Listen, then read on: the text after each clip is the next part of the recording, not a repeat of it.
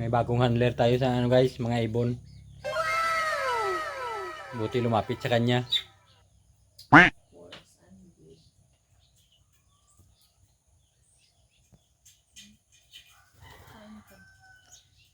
Yan. Magkaibigan na sila. Pwede na akong hindi makauwi pag gabi. Sana all. Kasi makakampante na ako pag may magpakapakain sa mga alaga ko.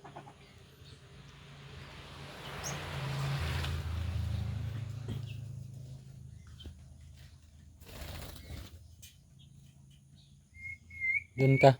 Doon ka na sa bago mong mama. Ito yung alimukon guys oh. Yan. Hapon naman ko dula ka pa. Kaya ganina nagmamadali akong umuwi. Umalis na sila. Wala pa rin nakatuka oh. Come on. Lalo lang nagtulapit oh.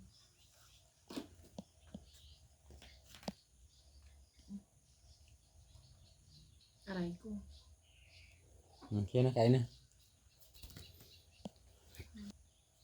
Nagmamadali ako umuwi guys kasi hapon na yung mga alaga ko hindi pa nakakain. Buti na lang lumapit sila dito humingi ng pagkain. Natusik nila akong tiil. Kinakagat daw yung paa niya. Tinutuka. Dito ka. Yeah. Kain na doon. Wala din ang mga jibradab. Lahat ko kagay na nagsulod din ako asang sabi nga ginay sampok sila ka manok. Yeah.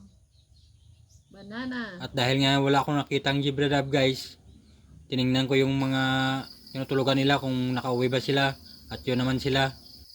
At pagising ko sa umaga guys, alam ko aabangan nila ang pintuan namin pagbukas ko. Kaya ayan nga sila. Humihingi yan sila ng pagkain bago sila alis. At dahil wala pa dito yung mga emerald dab, kaya kumuha ko ng pagkain para bigyan sila. Dahil kung sakaling nandito na yon, hahabulin yan sila, hindi naman makakain hanggat sa umalis.